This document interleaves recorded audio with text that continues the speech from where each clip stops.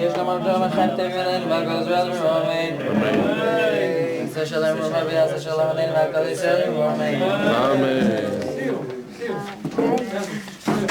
היי, אבא לרחם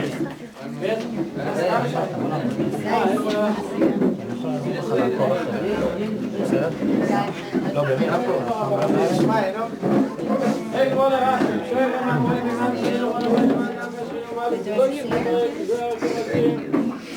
was, aber zeitlich das Gewiss aber Rabbi Yaakov Hashem im Dovid, all of Baver כל הכל יספר לבד נשמוס ובית מצדוק אבל כל הסגוס נשמוס ובגנדת בלי נדר גנדת הם נחוסי תוך ברוך מסתר ועשי סגנות ולא ויצרו בשרה חיים ושמוס וידענו לך כלוסוי נח בשלום נשקורי ולא ימרום אמן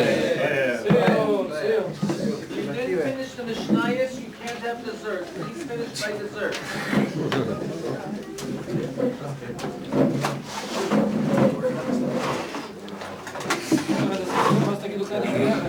Take of your.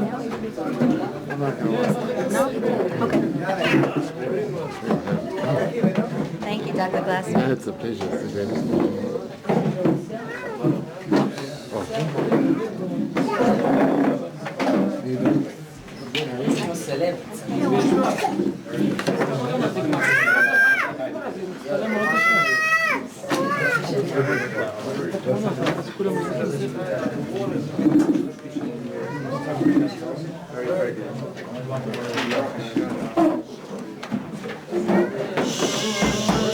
Save me.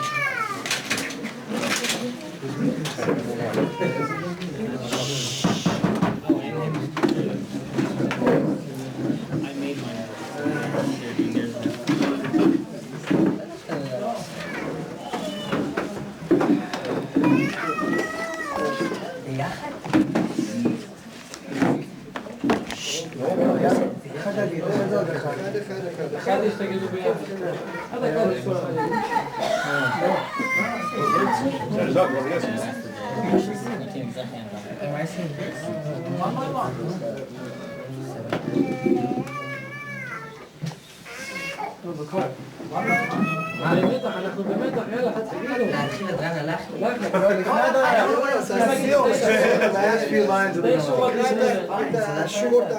אמר לי רבי יוסף נתנה לא תתני אנבה דאיקה אנה, אמר לי רב נחמן נתנה לא תתני יראת חטא דאיקה אנה. אז רן הלך עגלה ורופאה וסריקה למסכת צודה, אז רן הלך עגלה ורופאה וסריקה למסכת צודה, אז רן הלך עגלה ורופאה וסריקה למסכת צודה. אמרו לו, הקים הנחותנו, הקים הנחותנו, אז רן הלך אלוהים אלוקים וסריקה למסכת מכות, אז רן הלך אלוהים אלוקים וסריקה למסכת מכות, אז רן הלך אלוהים אלוקים וסריקה למסכת מכות. אל תקראי רגסך בקודש שבוך, על ארץ כמה וכמה. הדורון הלוך חמה בקודש וסקר במסכת חגיגה, הדורון הלוך חמה בקודש וסקר במסכת חגיגה, הדורון הלוך חמה בקודש וסקר במסכת חגיגה. הדורון הלוך. עכשיו ביחד? הדורון הלוך. הדורון הלוך מסכת סוטה, והדורון הלוך דעתך מסכת סוטה, ודעתך הלך לא תנשי מינך מסכת סוטה, ולא תנשי מינך לא בעלמה, הדורון הלוך לא בעלמה דעת. הדורון הלוך מסכת. דעתך הלך מסכת סוטה, ודעתך הלך מסכת סוטה,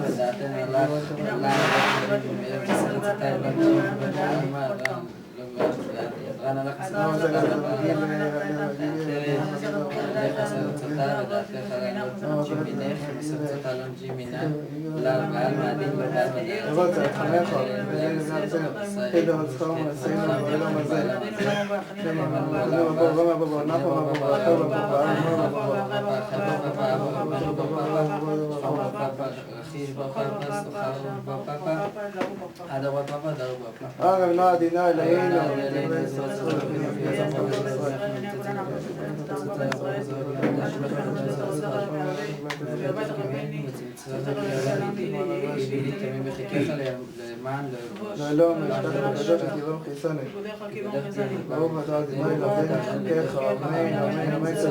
מודים אנחנו לפניך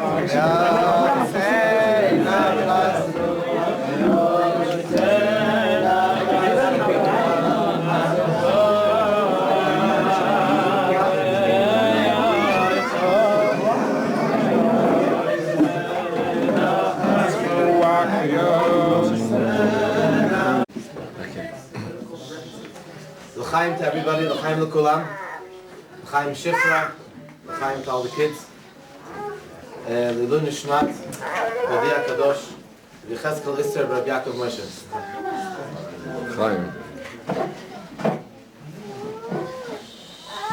The Baal HaTanya writes in Siman Chamzai in the Gerasa Kodesh that on the Yahrtzeit of a tzaddik, all of the ma'asim tovim, all the limud HaTorah that he has done during the time of his life have an aliyah to the higher world, and most important, he says it's poil yeshuas b'kerev aretz, that everything that he's done has a great effect on this physical world.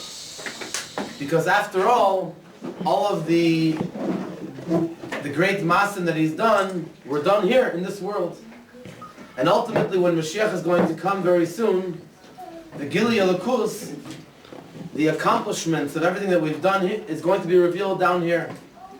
So on the day that a tzaddik passes away, you see the accomplishments that it's Poel Yeshuas B'Karev Aretz. Specifically, he says, amongst the Talmidim and the people that were close to him during the time that he was alive.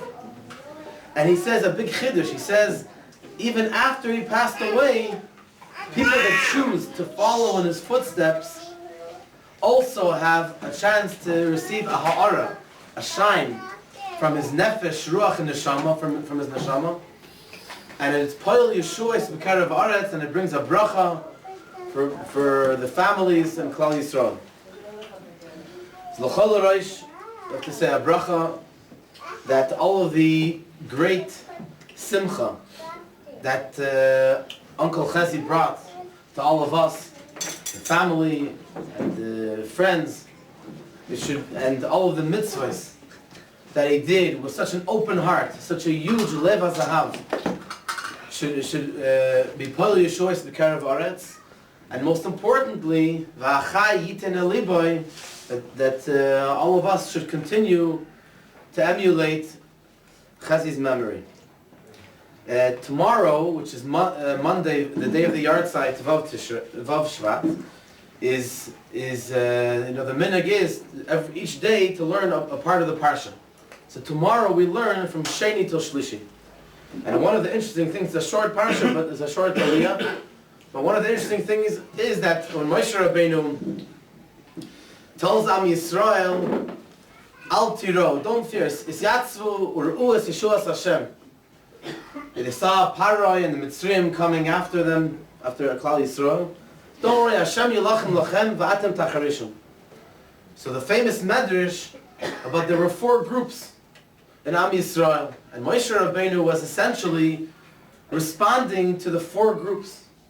There was one group that saw the Mitzrayim coming. They said, "Let's go back to Mitzrayim.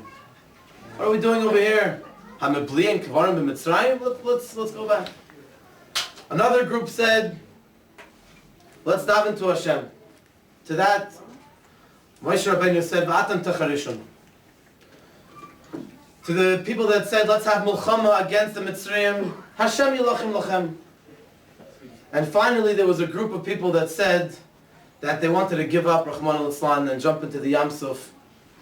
They didn't know where they were. They saw behind the Mitzrayim, in front they see the Yam Suf. So there wasn't really much of a choice. So what did Moshe Rabbeinu say? We know what not to do. None of those 4 groups. What should they do? In the beginning of the Aliyah of Shlishi, it says that Hashem said to Moshe Rabbeinu, "Daber al bnei Yisrael v'yisou." Speak to them. They should travel. They should go. Hatzivui shel HaKadosh Baruch Hu l'Am Yisrael, Masha Hashem Omer, kacha tzarich la'asot v'yisou. In other words, the common denominator between the first 4 groups is that each one had their own ideas, their own ulterior motives in what to do and how to proceed.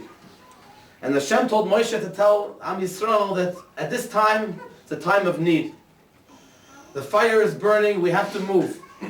You have to listen. Whatever the Eibusha tells us, v'yisou, travel. At every given moment, I will tell you what to do. Just listen. And at this time when the Golus is so strong, and especially days like this when we are reminded so vividly of how difficult the Golus is, I don't think we have to go into details in how the different groups are translated today. But everyone, leaving maybe some food for thought, how different ideas that might come up by us or by different people on how to combat the terrible darkness of this Golus. But at the end of the day, the instruction from HaKadosh Baruch Hu to Moshe Rabbeinu then is live and standing today too. Daber al bnei Yisrael v'yisou. Travel. We have to listen to what the Torah says. Sometimes we have feelings that try to get in the way. But whatever these feelings are, we have to put them aside. We have to remember, so we have to move on.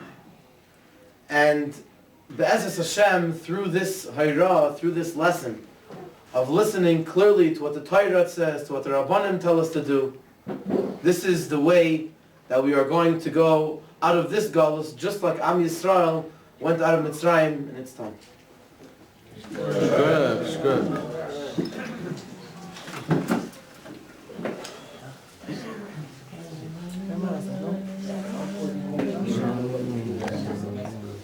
צריכים לנסוע, אפילו אם לנסוע. Beitar, אני לא יודע Beitar. צריך לנסוע. המשך לנסוע, היום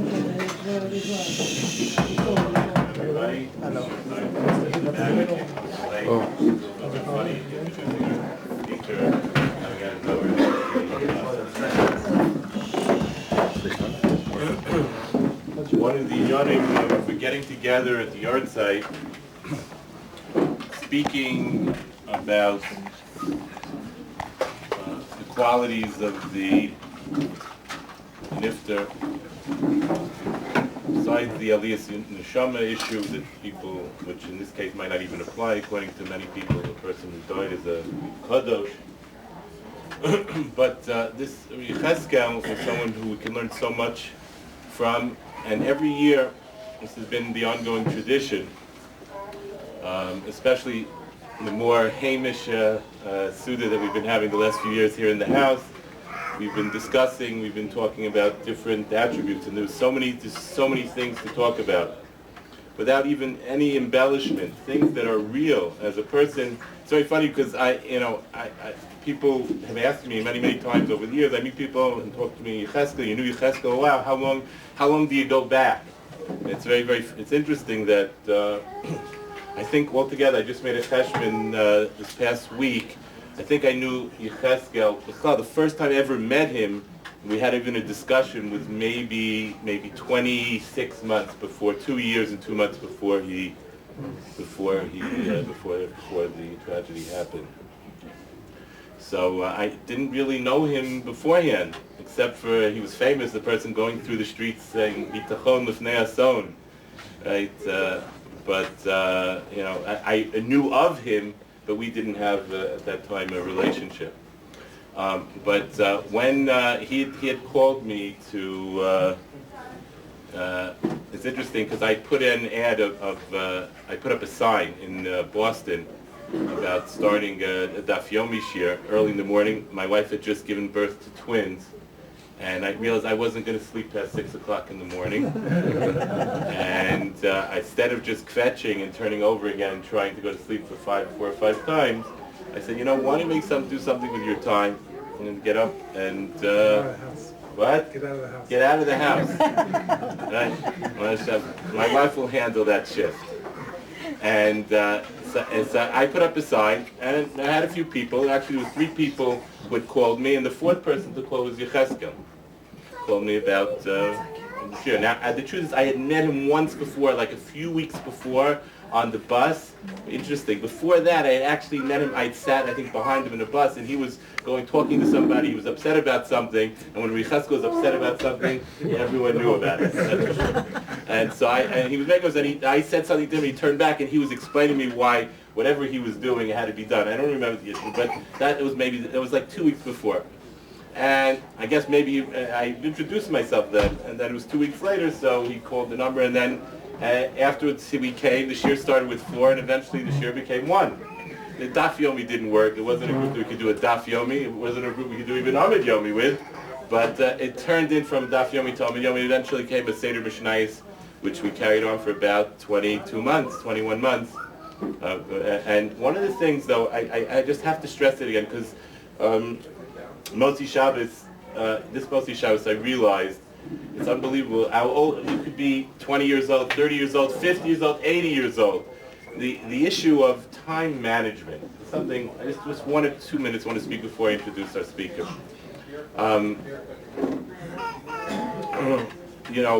They just had now in the Chadarim, they just had an exam, a test on Dinei Shvius. Half, they detest Degli Yerushalayim, a wonderful organization. It's unbelievable. Thousands of Yaldei Yisrael were just tested on a large portions of Dinei Shvius. And it's unbelievable. And it's been around for 30 years. And my son was very, very excited about it. The problem was, because he's in Kita Ches and there's so many other things to learn, they start to prepare them for Yeshiva Katana. So this put it on the back burner. When it came, it was Motzi Shabbos, the test is tomorrow. It was really Friday, he told me, Erev Shabbos. Test is, what are we going to do? We have all the... And it was unbelievable.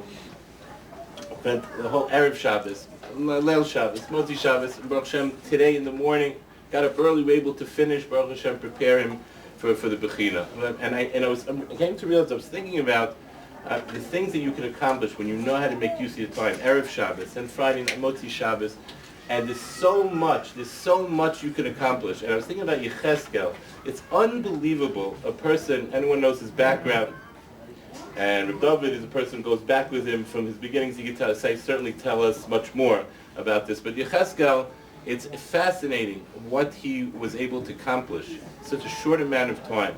This start that he had, a Seder Mishlei, the Seder Mishlei, a 15-minute Seder on the bus every day consistently, went over tons of time, say from Mishlei, and going through Tanakh and Mishnayos. And this is him, and you don't understand, this is a person, time was essential. He had it all worked out to include the family life, the amount of time he spent. He never was mevater. When it came with the cheshbon of the family always came first. And it meant, but he wasn't mevater on the Seder. If it meant a long day at work and he had to take care of things at home, if it's 11:30, he would call me up. I would be in my pajamas. He said, "Get out, we have to learn." We didn't learn today. It was for the most consistent Seder I ever had in my life. And I think it's a big chizuk, a thing to all of us, that it's a thing that we have to think about in making a change. This week's parsha, Chodesh Hazeh Lachem Rosh Chodoshim. It's a big chiddush of Yetzias Mitzrayim that the Sforno writes over there. The Sforno says that time is now given over to you. We have the Bechira Chafshis. When we were Mitzrayim, we were totally subjugated, and we didn't have time on our hands. We couldn't do what we wanted to do. Be able to manage our time is a very, very chashuv thing, and I think it's a lesson that we should, in the memory of Yehezkel Zechor Lebracha, it should be for us. We could all start again, even now, to think about it, how we could arrange and we could make best use of our time. And Baruch Hashem, we're zocheh to have with us Dovid Orlofsky, who's been with us almost every year, but it's great to have him back. And I'd like to say a few words about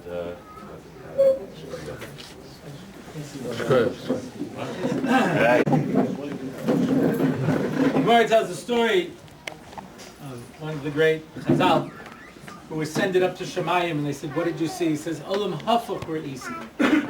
I saw an upside down world. And that's why I think it's so ironic that those of us in the cheap seats are now in the front. You never know where life is going to take you. You know, it has little ups and downs. I was just reflecting on this as you were talking. How long I know Yehezkel. You know, me and my wife were married for about 2 months when we met Yehezkel in 1982 as a teenager, and. I'm reminded of a story when my friend Menachem Nissel was with Rav Moshe Shapiro, and Rav Moshe Shapiro said, "Ato zocher kasher hayita Manny?" So he says, "Ken, ato zocher kasher Shmuel haya Steve? Ken, ato zocher kasher haya Andy? Ken, the good old days." So I remember Scotty. What can I tell you? You know, I've never been real good at that. I have all my friends from yeshiva who, when they were there, they had all these English names. Then they all found religion later in life. You know, and I come out and I was like, "Oh, oh yeah, Steve's here." Steve. You mean Reb Shmuel? Yeah.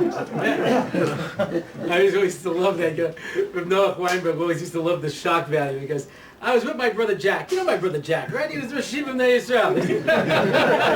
My brother Jack, you know. So what can I say? I remember Scotty, you know. And in 1982, it was a long time. I know him longer than I would say almost all of his immediate family. I would say. But, and I got some great Scotty stories. But the truth is, I used to teach Parsha in Or Sameach 5 times a week. And a guy once observed, how is it that you give 5 Parsha Shirim and you don't get out of the first pasuk? So one time he said to me, it's not true. It's not true, I made a mistake. And Ve'ela Mishpatim, you gave 5 Shirim, you never get out of the Vav. I said, well, there's a lot to say. There's a lot to say, a lot of observations. So I thought to myself, my Rabbi Orlofsky, I know a lot of people say my Rabbi Orlofsky, but he really was my Rabbi. He was my Bekias Rabbi in Chavetz Chaim in 1975. I always like to tell that over to point out how old he is. So, because he has this sort of youngish pixie in his face, I want to point out it's an illusion. But he exercises a lot. He told me, the doctor told him, you're too busy not to exercise. I didn't listen to him like I haven't done a lot of things, but it is an interesting observation. But anyway, so he says to me, you're not considered a rabbi unless whatever you're saying you tie into the Parshas HaShavua. So I said, oh gosh, I'm going to speak about this guy. I've spoken about him so many times. Now the truth is I've been Yerush this spot because when Scotty's father died, he used to bring me out every year around this time to speak at his Yahrtzeit. And then I just sort of shifted over one spot, So I started speaking at his Yahrtzeit, but I got it by Yerusha. So I think to myself, I've spoken so many times, what's in the parasha? And I said, Vayihi v'shalach paro. And I suddenly remember a shmooze I heard from Tzvi Kushalevsky. Vayihi v'shalach paro. When Paro sent out Bnei Yisrael. Doesn't that sound nice? Paro says, you know what? Why don't you guys go? Why don't you go? After I destroyed your water supply, destroyed your crops, after I smashed your houses, killed your livestock, and murdered most of your children, why don't you go? You understand? Go. So the Medrash says that Moshe wouldn't leave until Paro gave him permission to go. The emes is we could have left any time we wanted, and who's going to stop me? Take your best shot. Evidently it was possible. Bnei Ephraim came out 30 years beforehand. But Moshe says, no, I'm going to wait till Paro says we can go. So he says, go. I said, oh, all right, if that's how you feel. If you want us to go, we'll go, no problem. Just waiting for you to ask, And the Medrash goes on to say that a Talmud Chacham without Derech Eretz, Nevela Tavas Chaymen. A Talmud Chacham without Derech Eretz, a dead carcass of an animal is greater than him. What a strange way of saying it. So Tzvi brought a brisker Rav to say the following. There's a concept of hierarchy. Yeah? Those of us who play 20 questions, so in the old way, the old Girsa, you always used to start animal, mineral, or vegetable. Right? Mineral, we call it a domain. Vegetable, we call it someach. An animal, we call it a chai. And that's where they stop. We add on another level a medaber, which is a human being. On top of that is a Yisrael. And on top of that is a Talmud Chacham. That's the hierarchy of existence. Yeah? Now, when something that has chiyus dies, it doesn't stay in its status. It falls lower than the status it was in. So therefore, a domain, a rock, when it dies, it does not have any tumah, because it doesn't really die. Right? It wasn't really alive in that sense. Yeah? One could argue it's someach when it dies. At least it can be makabel tumah. An eitz can be makabel tumah. An animal, when it dies, becomes a nevela. It's now a source of tumah. When a Yisrael dies, It's Aviyavos HaTumah. So what happens when a Talmid Chacham dies? It moves all the way down lower than what it's supposed to be. When I say die, I don't mean die in the physical sense. I mean, he doesn't become what a Talmid Chacham is supposed to be, which means Derech Eretz. And that's why it says, a Talmid Chacham without Derech Eretz, Nevela Tovascha. Why? Because the Nevela doesn't cause as much Tumah as it does when it falls down. For 15 years, 16 years, I don't know exactly the count, I've been giving a shiur every other Motzi Shabbos in Har Nof. Something that I am eminently unqualified to do. And there have been various people in the community who have pointed this out to me. Where they say, who are you that you're giving a shiur? Why should someone like you give a shiur? Well, you're such a big Talmid Chacham. I should be giving that shiur. I said, you're right. You're right. I guess you're just such an unav that people don't appreciate your greatness. You really should, do more to make yourself known, But, and I said, kol kavod, if anybody wants to listen to you, I think that's great, but what can I do? Nobody wants to listen to you. So they want to listen to me, Not because I'm qualified. But there was one time when I came up with a question. Occasionally I try to find questions that nobody talks about. And as my wife, who is the intellectual of the family, is frantically looking up sources, she will occasionally look at me with a sense of exasperation and say, did it ever occur to you that there's a reason that nobody ever asked this question? So it leaves me room to say whatever I want. That's what's nice about it. But when you're looking around, and sometimes you're not finding anything. So I have a number of Talmidei Chacham that I consult and ask opinion. Every now and then I say, can I say the following? And they say, you can say anything. So I wouldn't say it, but you can say it. So one time I was complaining to one of these people, and I said, listen, I'm really not qualified to do this. So I said, I'm not big enough to do this. He says, oh, then you should be very happy, because small people don't mess things up. Only big people do. Yeah? There's only so far that you can damage if you're a small person. But the bigger you are, then the mistakes that you make have cosmic consequences. Yeah? According to the Gemara, how come Rabbi Yochanan and Zakkai did not ask Vespasian to spare the Beis HaMikdash? The Gemara gives two terutzim. The second teretz is he made a mistake. And HaKadosh Baruch Hu allowed him to make that mistake. He closed off that level as a punishment for us. What that means is that Rabbi Yochanan and Zakkai would have asked Paro, would have asked Vespasian, don't destroy the Beis HaMikdash. He wouldn't have. He wouldn't have. Big people make mistakes. They have major consequences. Small people make mistakes. It doesn't have the same level. So that's why little kids are always falling down. They don't seem to suffer the way as big people do when they fall down. That's because they're closer to the ground. So they don't have that far to fall. You know what I mean? People who are bigger they are, the harder they fall. Yeah? That phrase was originally coined by Moshe Rabbeinu when he knocked down Og. But we don't know that. Most people don't realize that Og, Uga is a cake, Og is a cookie. And that's where the expression comes from. That's the way the cookie crumbles.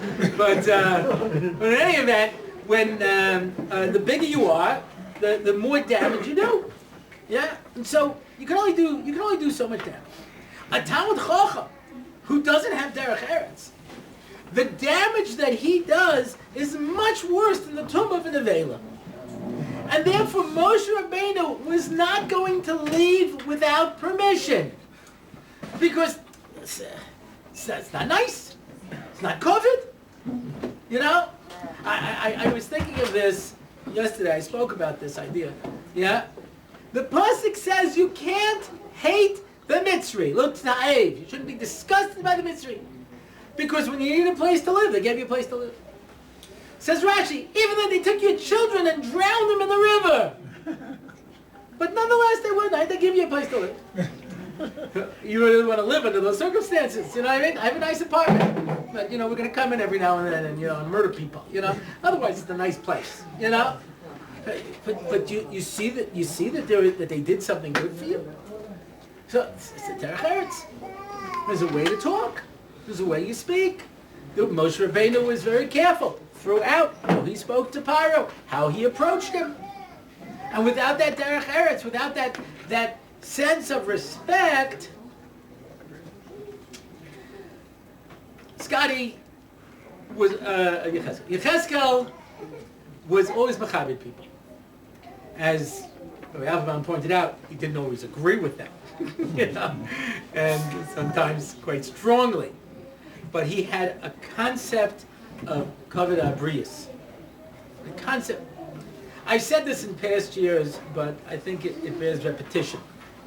Arthur Schlesinger Jr., who was part of John F. Kennedy's White House, he wrote a history of the administration. And he quoted John F. Kennedy one time as saying, you know, I used to read the stories about FDR and his cabinet, and and Perkins, and and all the different people there. They were legends. And now I realize they were just people like me and you.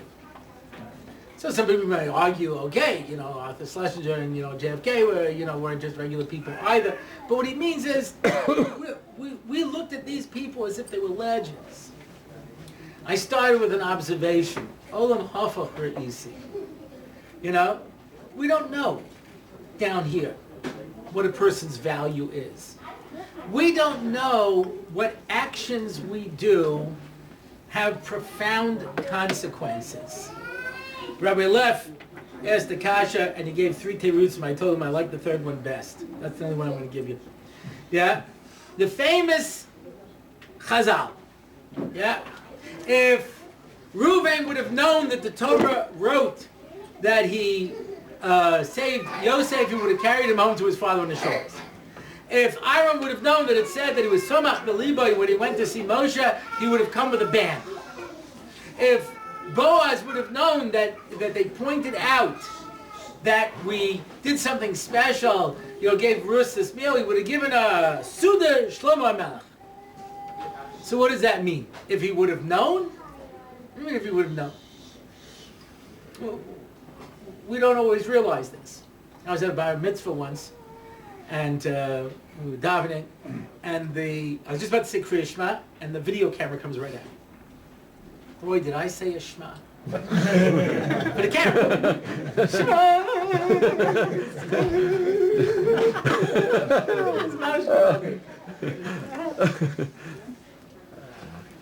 It wasn't an epic Shema. This Brisker was sitting next to a Breslova on a plane. I don't even have to say anymore. I mean, that's it. Just the setup alone, And the Breslova goes, nah! And the Brisker goes, shh! He goes, nah, nah! The Brisker goes, shh! He goes, nah, nah, Nachman! He goes, shh! He goes, nah, nah, Nachman, my woman! He goes, shma! That's an epic shema. It wasn't epic. I said a really good shema. And I took off my hand and the camera was going. And my first thought was, wasted a perfectly good Kriya Shema. But the emphasis, it's being filmed all the time. Everything's being recorded. So if Reuven would have known that it was being written in the Torah, if he would have known that the camera was going, so Rabbi Leff made a brilliant observation. Yeah? Yitzchak was 75 years old when his father died. I assume they had many conversations during those 75 years. The Gemara says that Yitzchak learned in the yeshiva of Avram Avinu, which probably didn't have a very large sevet, since Yitzchak was the only pupil. Yeah? And he was learning. Yeah. And I assume they had many conversations. The Torah records one. Dad, where's the sheep? You're the sheep. That's it. I don't know anything else that Avram and Yitzchak ever said to each other in the Torah. Even though they had many conversations over 75 years. How much of what we say and do is significant? Reuven didn't realize. Aaron, Boaz, they didn't realize that what they were doing was of such cosmic consequences that the Torah was going to record it. And if they did, if they understood that what they were doing had import. Somebody once said a gadol is not somebody who does big things. A gadol is somebody who, whatever he does it big. It's a big difference. You know? I had the schus to have Reb Chaim Kreisworth living in my building. When he said hello to you, you felt like you were the most important person in the world. That was it. There was nothing else in the world that he had. I would go to see my Rosh Yeshiva, Reb Henech Leibowitz and Chavetz Chaim, and he had this technique. I fell for it every time because it seemed so sincere. Yeah, I'd come in and he'd say, "Oh, Reb Dovid, I don't know what to do." So what do you mean? I'm trying to open up this branch, and I don't know what's going to be with this, etc. And I gave him my advice, and he talked it through with me a little bit, and he was like, that's a good idea. Shneich, what can I do for you? Now, it must have been a technique, because I don't really think he needed my input on this, you know what I mean? But I felt like, $1 million. It was only one time I spoke to him that I didn't feel like I had his full attention, and I was a little hurt. I told this guy afterwards, and he said to me, "Oh, I guess you didn't know. He was going in later in the day for an operation. He was in terrible pain. But he didn't want to cancel the appointment because he didn't want to disappoint you." Wow. So if you didn't have his full attention, you can understand why. He canceled all his other appointments. So, you would think, I'm taking out time to speak to a kid. But I'm going to make that person feel like the most important person in the world. It's the little, and so, Olam Hafach Reisi, when you get to Shemayim, do I know which actions I did were of cosmic consequence? Do I know which things I said and which things I did that made such a difference? Talmid Chacham b'li derech eretz. It's worse than Am Haaretz without derech eretz. Because the Torah itself becomes tamei and people look at it and say, how could it be? When you had somebody like Yehezkel, who would be mechabed people and make them feel important, and whether it was some kid who was in trouble, or a neighbor, or the community rabbi, or whoever it was, and he could approach them with a level of kavod, and I have to say, very often we get more schar for what we don't say than what we do say, Before his father passed away, he had gone on a very strict diet. He had lost 67 pounds, if I remember the number correctly. And someone came to pay a shiva call, and they said to him, your dad lived to 67. Maybe if you lost more weight, he would have lived longer. That, I tell you, of insensitive, inappropriate comments, I think that one stands on a pedestal all of its own, I remember he said it over to me, and he was just like, and he was like, and I said, "What'd you say?" He says, "I didn't say anything." What was I going to say? "You're an idiot?" What kind of a moronic statement is that to say to somebody who's sitting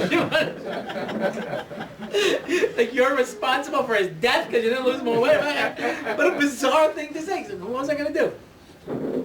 Make him feel bad? Insult him? He shared it with me because he knew that I would use it later in the speech. So I don't have that problem. When I get there, everyone will know where I belong. But anyway. but it's like Arthur Schlesinger just said. We look at people who we think are ordinary, and we don't know that they're extraordinary until we get to Olam Haba and we see an Olam Hafach. Until we think the people that we, think are the most important, perhaps are not. And the people who we may take for granted as regular, everyday people are exceptional people, And Schiffer said this every year. We always talk about it, So I want people to be able to take something, from Yehezkel's life, etc. And if we have to focus on one thing, Mishalach, I'm waiting for power to give me permission. I'm waiting that I understand there's a concept of derech eretz. And you can disagree. You sure did. disagree with that, but we have to be able to approach it in a way that we are mechabed the person. I want to tell a story just about my brother for a moment, because it is so out of character for an Orlofsky that it's just an inspiration to me. Yeah, my brother went to a gateway Shabbaton, and he says he came a little late, and he was sitting in the back. And these two guys are talking through the laning, and he couldn't hear. Now, my brother usually says he usually come early. I sit up front. These two guys are talking, so I said, please, I can't hear the laning. They said, okay. They stopped for a minute, and then they went back to talking. So my brother said to them, you know, you came to a gateway Shabbaton because you're looking for inspiration. You know, please, you're not supposed to talk during the lighting. He said, okay. And they stopped for another few seconds, and then they went out. My brother said to me, now I started to get angry. Now by Orlofsky, that means only one thing. Yeah. But my brother's, you know. So he turns to these two guys and he says, I'm a Kohen. In the schus of your not talking during davening, I give you a bracha that you should have a very large parnasa this year. And they stopped talking. And after davening, one of them came over to him and said, you think all I care about is money? To which I would have responded, obviously it was the only thing that got you, shut up! But my brother said, no, but I knew a person like you would know how to use the money that HaKadosh Baruch Hu gave you to help Klal Yisrael. Oh, sure. You understand how with a few kind words, with a few kind observations, you can change somebody's life around. That was one of the gifts that Yehezkel had, to be able to go and take people who were often, you know, a klishava, people who might be shattered, people who, you know, and with a warm, sincere smile, and with a kind word, was able to change the metzius. You know, we often can do nothing. Every now and then people call me up about certain problems with their kids. And they say, Rabbi Orlofsky, can you help me? And I said, no, but I can sit on the phone and cry with you because that's all I got for you. I don't have any solutions. But at least that much I can do. You know, say, oh, m'chaveru. You know, I can give you a few warm words. I can say a few nice things. You know? And you don't know the power of a nice word, a kind word, a little derech eretz, how far it can go. How far it can go, you know?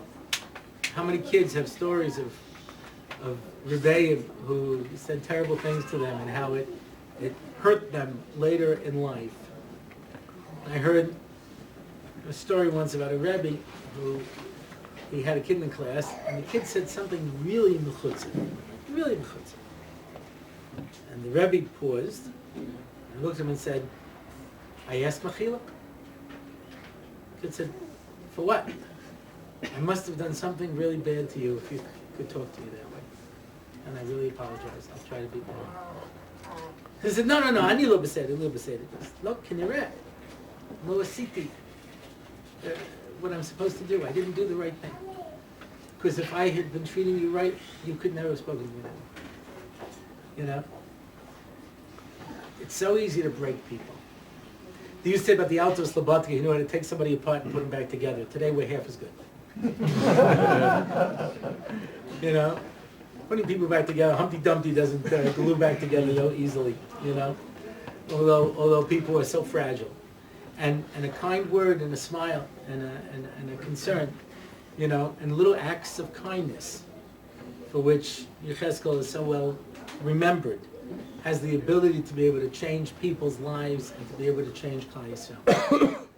I went to see Pullman right after 9/11, that's Sukkot. He was nifta shortly afterwards. And I said to him, Rabbi, what's going on? And he said, Dovid, this is Gog. I said, so what do we do? He says, there's only two tools that we have, only two weapons that we have. Torah, Limud Torah, and Chesed. And he pauses and he says, but for this milchama, they're reversed. Chesed comes first. The kind word and the smile and the little gesture is going to do more to be able to take us out of this terrible matzav than anything else that we have. all the Torah without Derech Eretz is not going to be able to save us from becoming a Nevela Chas v'Shalom. And the way for us to be able to survive and to grow and to thrive is only from the acts of kindness. In Mitzvah Hashem, tonight, as we remember our friend Yehezkel, Scotty, and all the impact he had in such a short period of time, and so many people, in so many ways that he affected the world. So all of us should remember that, it takes little things to be able to make a change, to make the world a different place.